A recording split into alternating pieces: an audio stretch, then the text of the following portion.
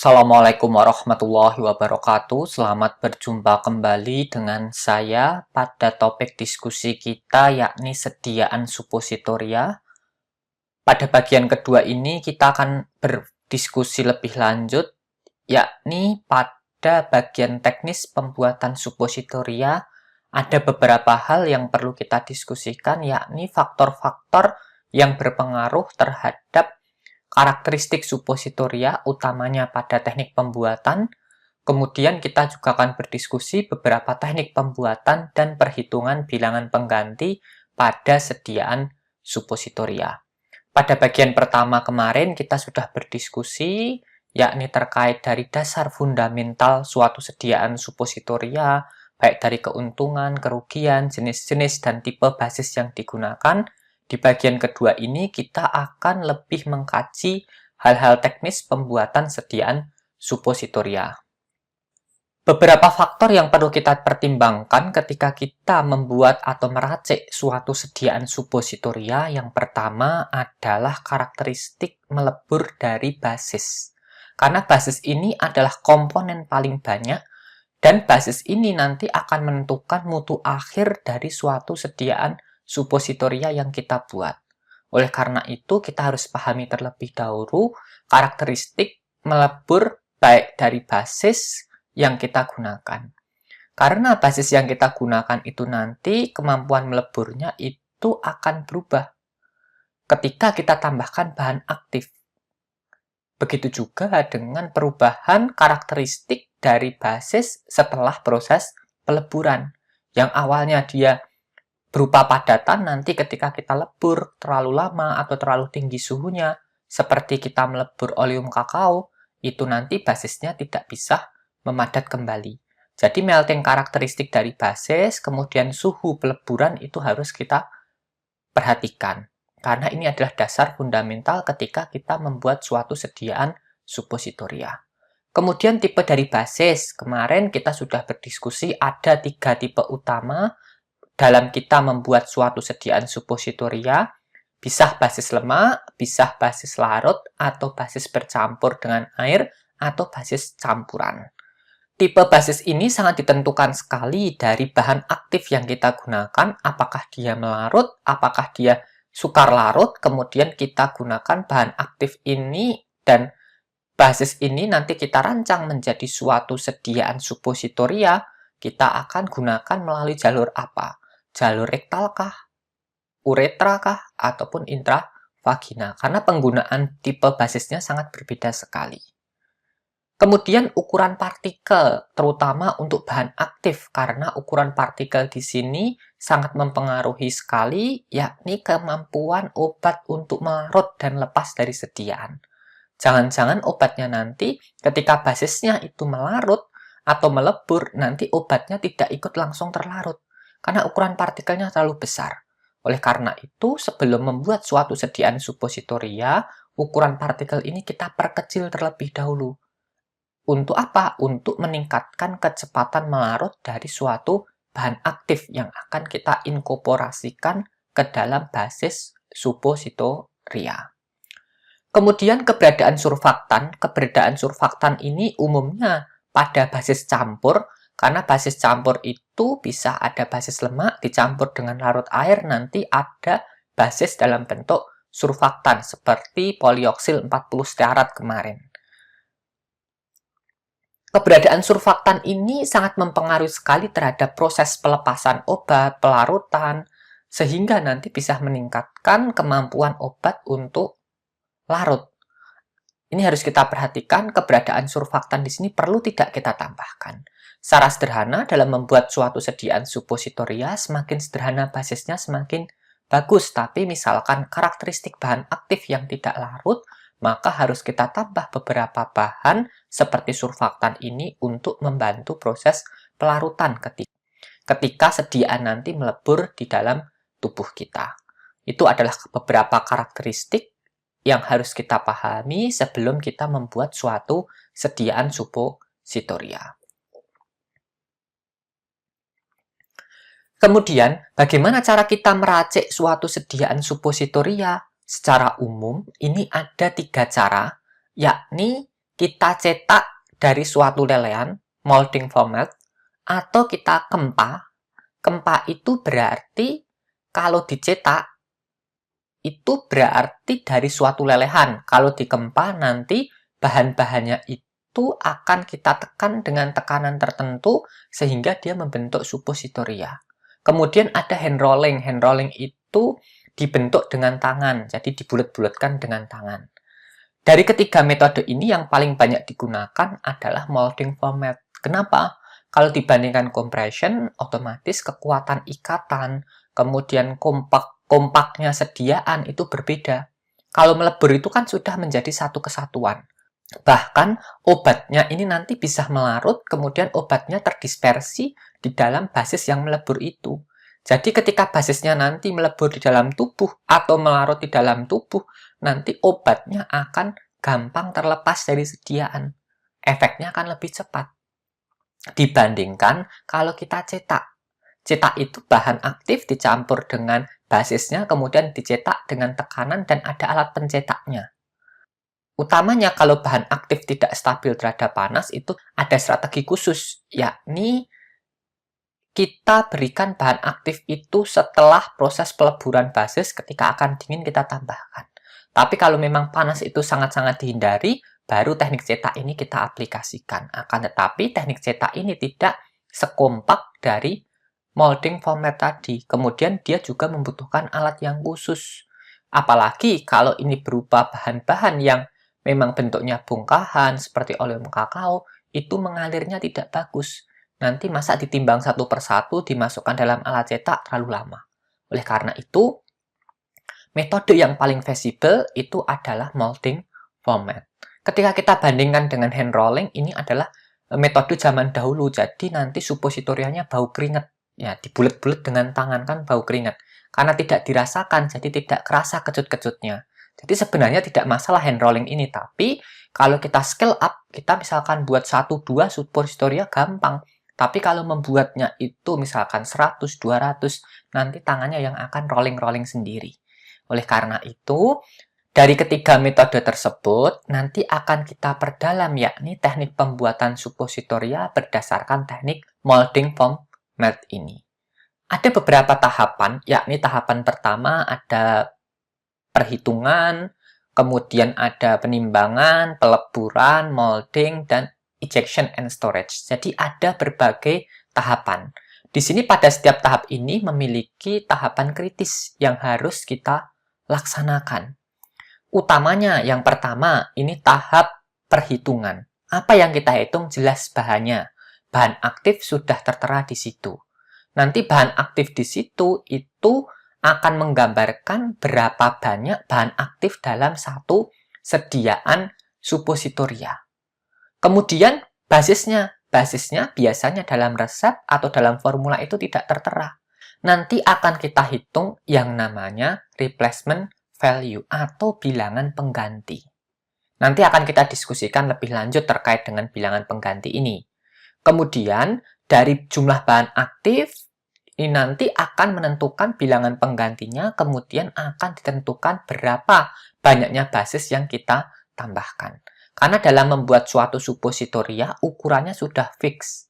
Ukurannya sudah fix, satu cetakan itu ukurannya misalkan 2 gram atau 3 gram itu sudah fix.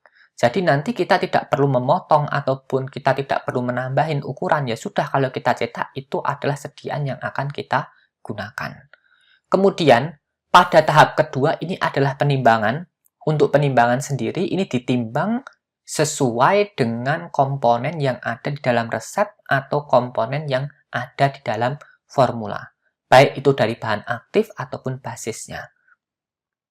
Ada dua pendekatan pada proses penimbangan ini. Misalkan kalau kita pengen membuat 10 suppositoria, karena ada beberapa tahapan dan proses, kalau kita hitung 10 ya nanti tidak akan jadi 10.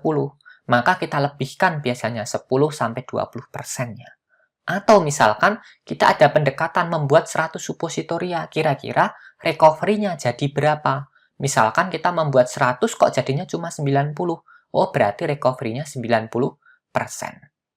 Itu adalah proses weighing-nya atau penimbangan. Di penimbangan ini bisa kita modifikasi dengan dua cara tersebut.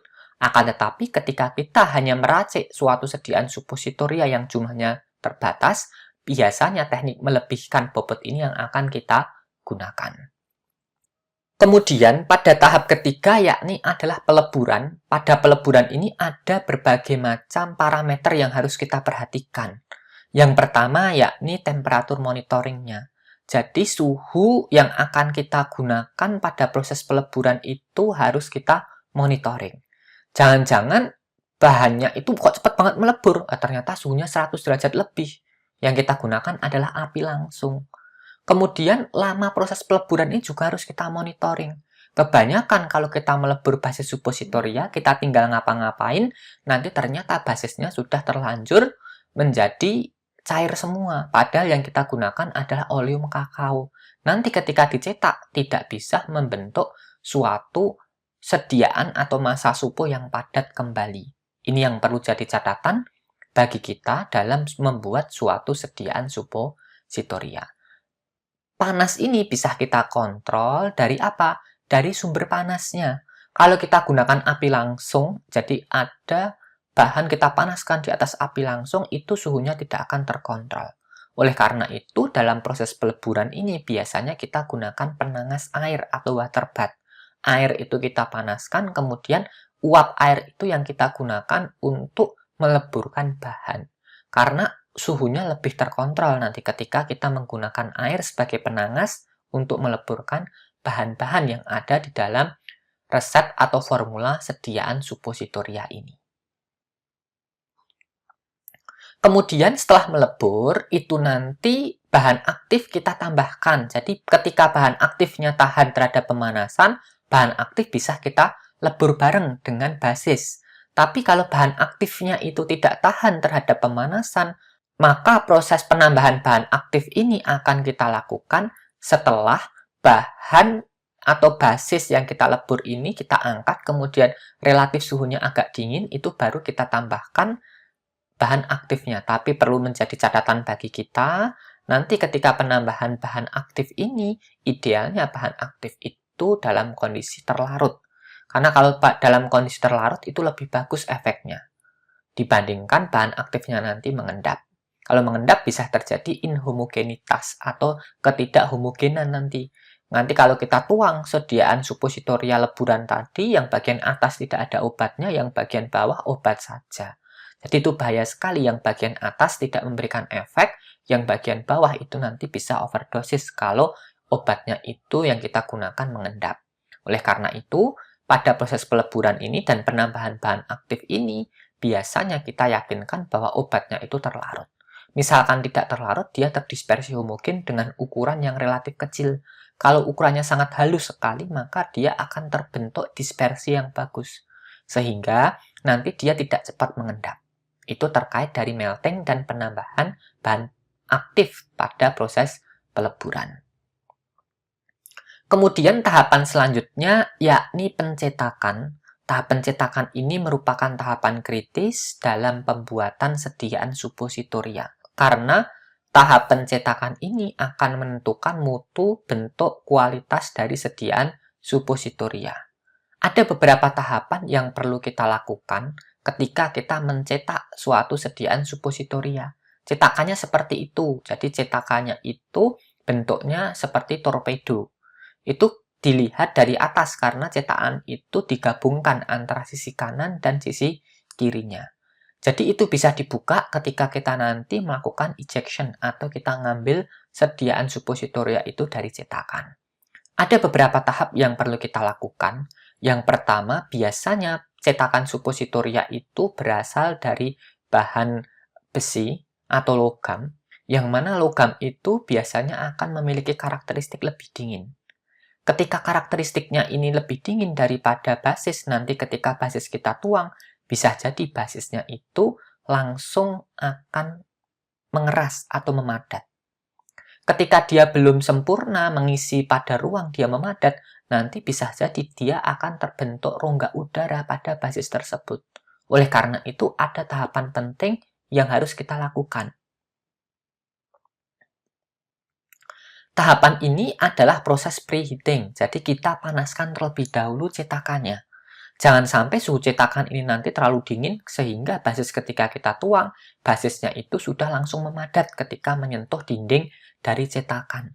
Oleh karena itu kita oven terlebih dahulu pada suhu 40-an agar alat yang mau kita gunakan untuk mencetak itu relatif hangat.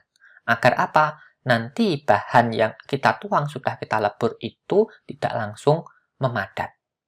Kemudian, setelah kita lakukan preheating, itu bisa kita tambahkan lubrikan atau lubrikasi agar proses ejection-nya nanti itu relatif lebih mudah. Biasanya kita tambahkan parafin liquidum untuk memberikan efek lubrikasi pada cetakan dari sediaan suppositoria. Kemudian ketika penuang harus kita tuang secara hati-hati dan pelan-pelan. Agar apa? Agar tidak terbentuk pori-pori atau rongga udara pada sediaan suppositoria yang terbentuk. Karena pori-pori atau rongga udara ini nanti yang akan mempengaruhi banyaknya sediaan suppositoria yang masuk ke dalam cetakan.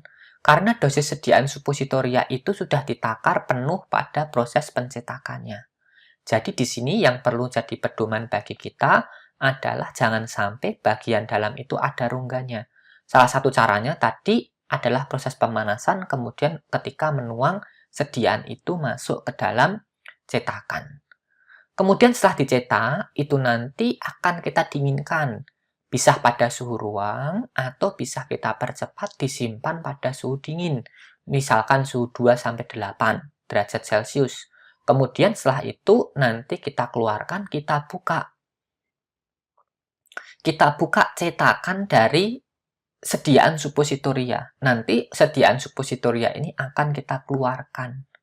Kemudian setelah dikeluarkan, itu nanti akan kita simpan. Jadi sediaan suppositoria dengan wadah yang sudah kita buka, nanti akan kita eject atau kita keluarkan, kemudian kita simpan. Untuk beberapa sediaan suppositoria, misalkan berbasis pada oleum kakao, itu dikemasnya biasanya 1/1. Kemudian untuk sediaan berbasis gliserin gelatin, itu dikemas wadah tertutup rapat sekali karena dia higroskopis. Kemudian pada proses penyimpanan, itu harus kita simpan di kondisi dingin. Kenapa? Karena ini nanti sediaannya itu bisa melebur pada suhu tubuh, utamanya oleum kakao.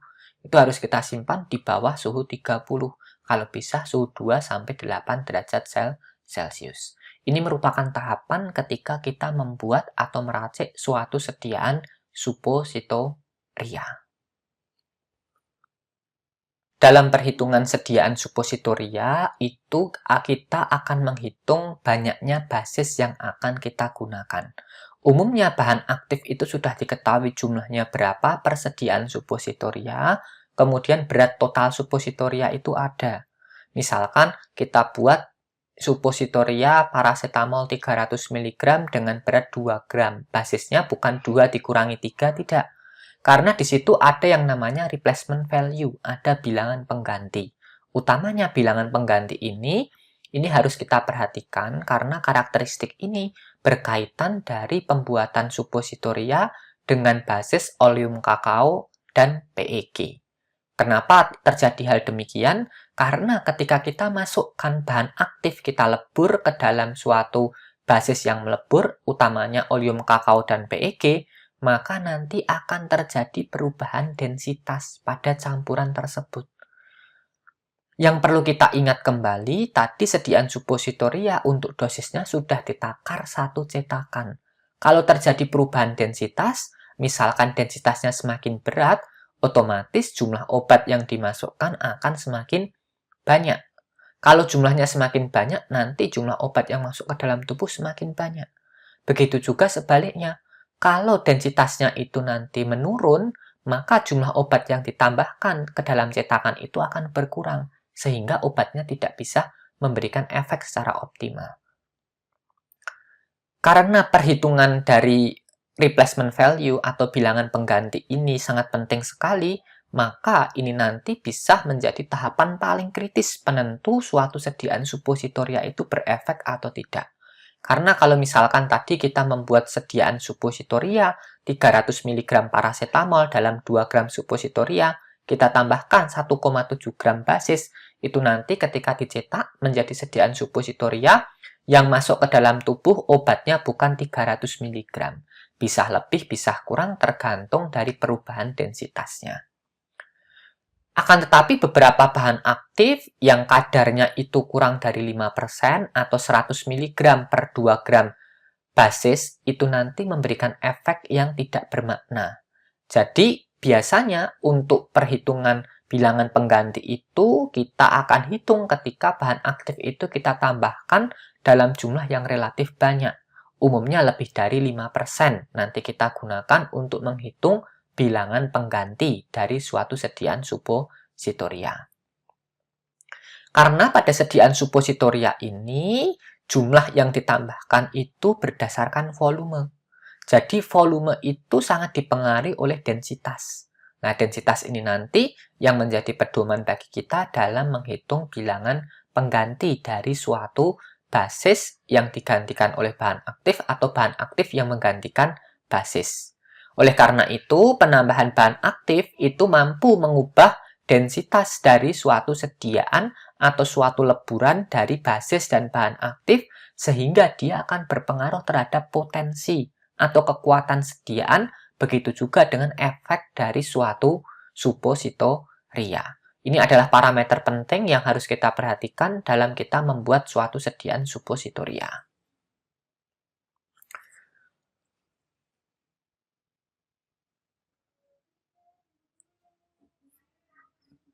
Kemudian untuk perhitungan bilangan pengganti ini biasanya itu dimaksudkan untuk mengukur kesetaraan antara 1 gram dari oleum kakao atau PEG itu digantikan oleh berapa gram dari bahan aktif. Jadi mereka dengan identik memiliki volume yang sama karena nanti akan kita ukur volumenya. Persamaan volume ini atau ekuivalensi volume ini bisa kita hitung ketika kita mengetahui densitas dari bahan aktif dan basisnya. Karena pada setiap bahan aktif itu memiliki densitas yang bervariasi atau berbeda-beda, maka bilangan pengganti juga berbeda-beda. Ini ada beberapa contoh bilangan pengganti yang saya ambil dari pustaka. Ini ada aminofilin, contohnya 1,3. Jadi 1,3 ini adalah aminofilin 1 gram itu setara dengan 1,3 basis. Begitu juga dengan bahan-bahan aktif yang memiliki densitas yang lebih rendah, contohnya campur. 1 gram campur itu setara dengan 0,7 gram basis. Nah, ini nanti akan mengkoreksi jumlah basis yang akan kita gunakan untuk perhitungan. Dalam perhitungannya, replacement value ini ada 3 cara. Yang pertama ini dosage replacement factor, yang kedua density factor, yang ketiga occupied volume method. Ada 3 metode yang kita gunakan untuk menghitung bilangan pengganti. Nanti akan kita diskusikan lebih dalam satu persatu dari ketiga metode ini.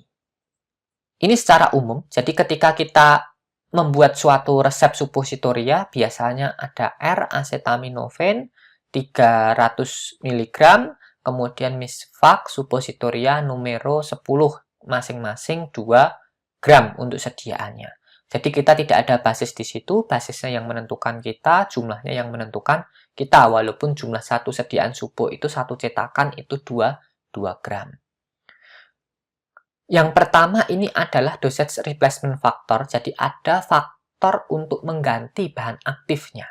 Ini bisa kita hitung dengan rumus F sama dengan 100 dikali A kurangi B dibagi dengan B dikalikan X ditambah 1, di mana F ini merupakan dosage replacement factor, A ini merupakan bobot rata dari basis suppositoria. Jadi basis suppositoria itu kita cetak ke dalam cetakan penuh, kemudian nanti kita akan timbang. Setelah ditimbang dapat bobotnya, itu adalah basis dari sediaan suppositoria, bobot rata-ratanya. Kemudian, nanti sejumlah persen dari bahan aktif itu kita masukkan ke dalam basis, kita lebur, kemudian kita cetak di dalam wadah itu penuh, kita timbang satu per satu. Nanti kita hitung rata-rata, dapat bobot dari basis yang akan kita gunakan atau si B-nya ini. Dengan catatan, X-nya ini harus kita tentukan berapa persen nanti obat yang akan kita masukkan ke dalam sediaan. Umumnya, dosage replacement factor ini biasanya kita tentukan di awal. Jadi kalau kita menghitung berapa bobot dari sediaan suppositoria akhir yang akan kita gunakan, bobotnya bukan 2 ya, bisa lebih, bisa kurang, tergantung dari densitasnya. Akan tetapi di sini, kalau misalkan dosage replacement factor ini kita ketahui atau nilai F kita ketahui, kita bisa langsung si B-nya, hitung si B-nya.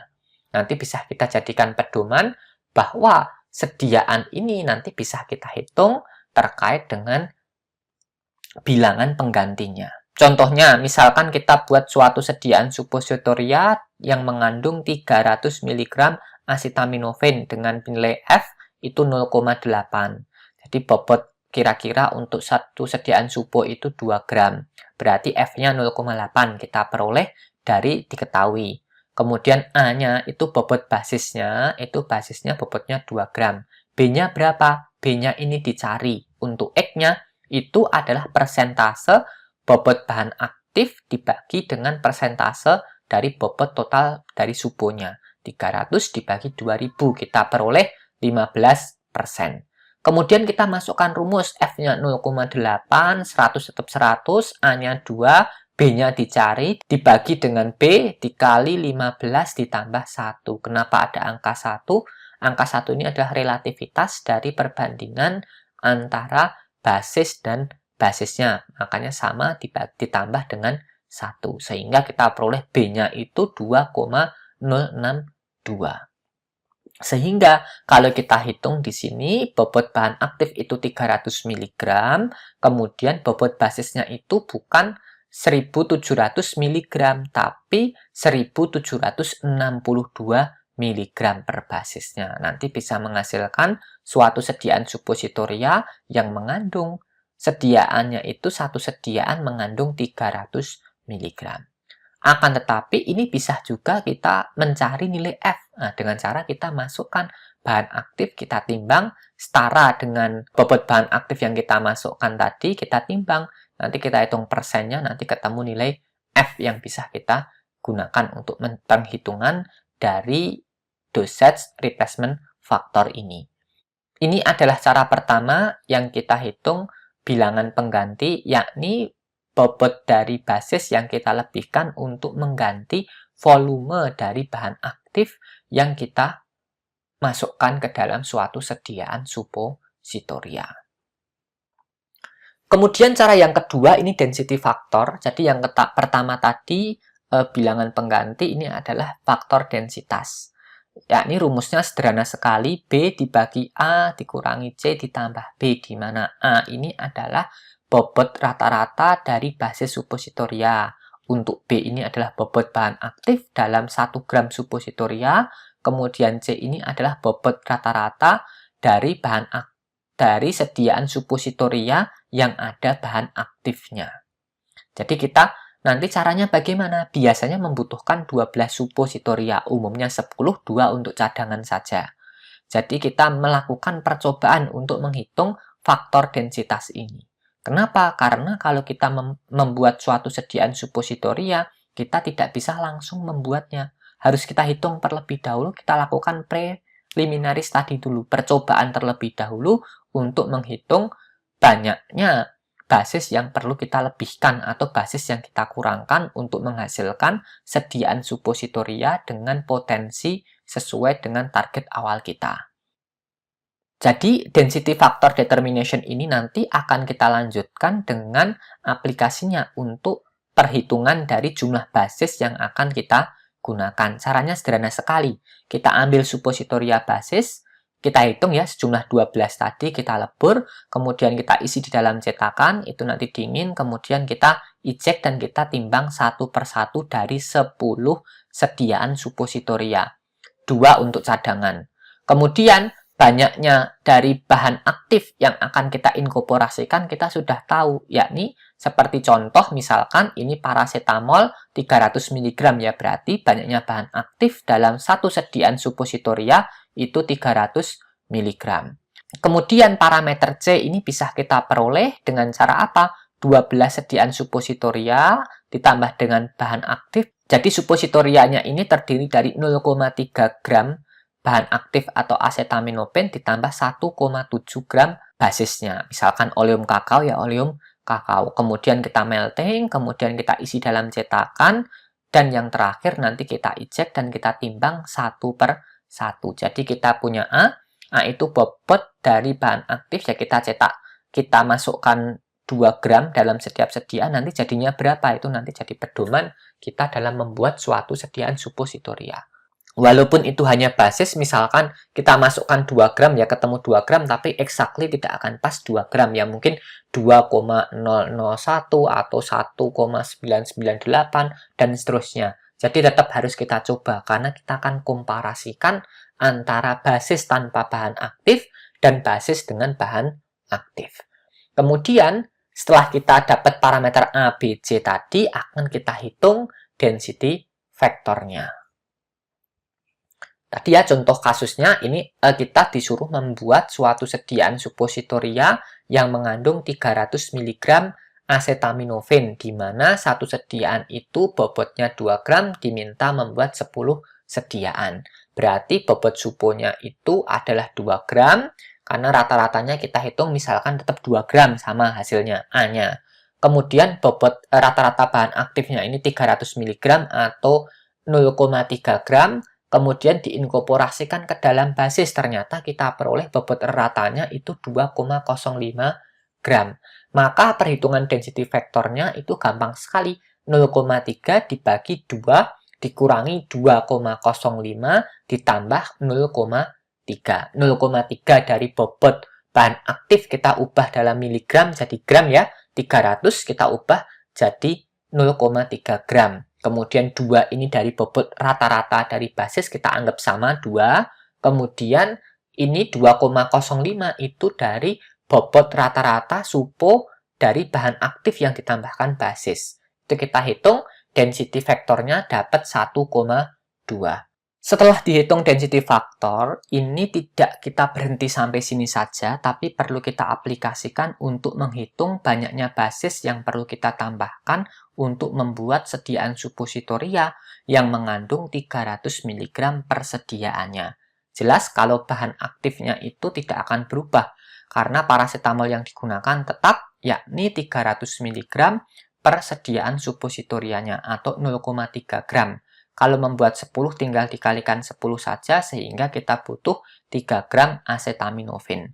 Di mana acetaminophen di sini 300 mg itu setara dengan 0,25 gram basis. Dapatnya dari mana? 0,3 dibagi 1,2 itu nanti kita peroleh setaranya dengan 0,25 gram basis. Kemudian dari basis yang kita gunakan per suponya itu berarti 2 dikurangi 0,25 sehingga banyaknya basis yang kita gunakan untuk membuat satu sediaan suppositoria itu adalah 1,75 gram. Kalau dikalikan 10 itu nanti 17,55 gram. Jadi kesimpulannya untuk membuat 10 sediaan suppositoria dengan bobot 2 gram yang mengandung 300 mg paracetamol itu terdiri dari 3 gram paracetamol dan 17,5 gram oleum kakao. Kalau dijumlahkan, bobotnya ini 20,55 gram. Berarti bukan 20 gram. Artinya di sini nanti walaupun jumlahnya berlebih tidak masalah, tapi untuk satu sediaan itu nanti akan mengandung 300 mg paracetamol. Kalau kita cetak nanti totalnya itu 20 gram, 3 gram acetaminophen dan 17,5 gram oleum kakao, maka nanti tidak akan pas tepat 300. Bisa kasusnya ini nanti dia jadi bertambah. Jadi bobot acetaminophen akan meningkat dan nanti ada satu sediaan itu yang akan kurang. Oleh karena itu harus kita perhatikan untuk bilangan pengganti ini. Karena ini menentukan banyaknya basis yang kita tambahkan di dalam satu sediaan suppositoria. Setelah kita berdiskusi terkait dari dua cara perhitungan bilangan pengganti, baik dari density factor atau replacement factor, ini sebenarnya kedua istilah itu atau terminologinya itu sama. Artinya, kita harus menjamin konsistensi. Nah, ini harus kita pahami terlebih dahulu perbedaannya. Karena kita harus menjamin konsistensi dalam menyebutnya. Apakah dia replacement factor atau density factor. Karena kedua hal ini berbeda. Untuk replacement factor itu 1 gram bahan aktif menggantikan berapa gram basis. Itu replacement factor. Kalau density factor itu 1 gram basis digantikan oleh berapa gram dari bahan aktif. Jadi untuk replacement factor itu adalah bahan aktif yang menggantikan basis. Kalau density factor itu 1 gram basis digantikan oleh berapa gram bahan aktif. Kita harus ragamkan istilahnya. Jangan ditukar-tukar, karena ketika perhitungannya itu nanti ketukar, itu adalah data density factor, kita sebut dengan replacement factor, itu nanti akan berbeda. Nah, hal ini yang menjadi pedoman bagi kita dalam meracik suatu sediaan suppositoria. Jadi teknik ini dalam membuat sediaan suppositoria untuk menghitung bilangan pengganti, cara terakhir ini adalah occupied volume method. Dengan teknik occupied volume method ini, kita membutuhkan karakteristik yakni densitas, baik dari bahan aktif ataupun dari basisnya. Densitas ini yang kita cari bukan densitas dari densitas ruah ya. Kalau densitas ruah itu bahan kita tuang, kemudian kita ukur bobot, kemudian kita ukur volumenya, itu densitas ruah. Tapi yang kita ukur di sini adalah densitas nyata atau true density. Artinya true density itu adalah densitas ketika bahan aktif itu tidak ada pori sama sekali. Karena nanti kita lebur, dia melarut, jadi bentuk larutan, itu tidak akan ada pori. Berbeda kalau kita itu ada porinya. Contoh sederhana, saya tuang suatu serbuk. Serbuk itu antara satu partikel dengan partikel yang lainnya itu ada pori-porinya. Oleh karena itu adalah densitas ruah. Kalau itu kita mampatkan, nanti jadi densitas mampat. Kalau densitas nyata itu kita ukur densitas suatu bahan, baik dari bahan aktif ataupun basisnya, itu tanpa adanya pori sama sekali. Jadi di sini metodenya ini relatif teoritis dan tidak banyak digunakan karena biasanya akan berubah. Setiap bahan itu memiliki karakteristik yang kadang tidak sesuai dengan teorinya. Bukan tidak sesuainya jauh ya, tapi ada sedikit pergeseran. Kemudian, setelah kita dapat data dari densitas baik bahan aktif dan bahan basis yang kita gunakan, itu nanti kita akan menghitung rasio antara densitas bahan aktif dan rasio densitas dari basisnya. Kemudian, displacement factor ini nanti bisa kita hitung dari apa? Dari rasio antara bobot bahan aktif yang kita gunakan, kita bagi dengan faktor densitas dari densitas bahan aktif yang dibagi dengan densitas dari basis tadi. Jadi kita sudah dapat nanti volumenya berapa. Jadi total bobot basis yang akan kita tambahkan pada pembuatan sediaan suppositoria itu nanti adalah total basisnya dikurangi dengan faktor displacement-nya atau displacement faktornya. Berapa yang akan digantikan oleh bahan aktifnya berapa. Jadi saya ulangi sekali lagi, di sini penentuannya berbasis pada densitas. Densitas yang digunakan adalah densitas nyata antara bahan aktif dan basisnya. Kemudian kita hitung rasio densitasnya. Setelah kita tentukan rasio densitasnya, kita hitung displacement faktornya. Displacement factor ini dibagi antara bobot bahan aktif total dibagi dengan rasio densitasnya. Kemudian nanti kita hitung bobot basis yang akan kita tambahkan untuk membuat suatu sediaan suppositoria. Itu nanti kita hitung dari total basisnya.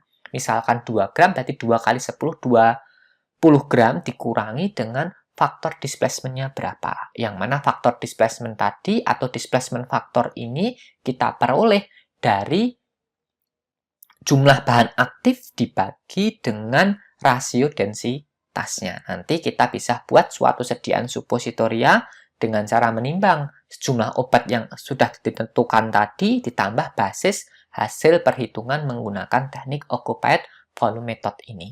Metode ini relatif tidak banyak digunakan karena apa? Karena kita harus mencari densitas nyata. Densitas nyata itu bisa kita peroleh kalau kita ukur suatu partikel serbuk itu menggunakan bobotnya kita timbang ya, untuk volumenya kita bisa ukur menggunakan pignometer helium. Itu relatif lebih kompleks. Oleh karena itu yang paling banyak digunakan adalah cara 1 dan cara 2. Cara 3 ini mungkin bisa kita gunakan kalau kita memiliki data densitas nyata dari bahan aktif ataupun bahan tambahan yang kita sebut dengan basisnya tadi. Kemudian untuk sediaan suppositoria ini nanti yang paling penting itu adalah perhitungan dari nilai bilangan pengganti ini, utamanya untuk basis PEG dan oleum kakao. Memang kedua basis ini merupakan basis yang paling banyak digunakan dalam membuat suatu sediaan suppositoria. Oleh karena itu, berarti kesimpulannya hampir semua sediaan suppositoria itu kita hitung bilangan penggantinya. Untuk membuat itu relatif gampang sekali. Tinggal kita lebur A, lebur B, campur, kemudian dicetak, jadi. Tapi untuk perhitungannya ini yang perlu kita jamin. Karena tugas kita tidak hanya membuat sediaan, tapi tugas kita adalah menjamin suatu sediaan yang kita buat itu mampu menimbulkan efikasi atau efek kepada pasien ketika mengkonsumsi. Demikian diskusi kita pada topik sediaan suppositoria ini. Semoga kita dalam kondisi sehat selalu dan jangan lupa untuk berbahagia. Assalamualaikum warahmatullahi wabarakatuh.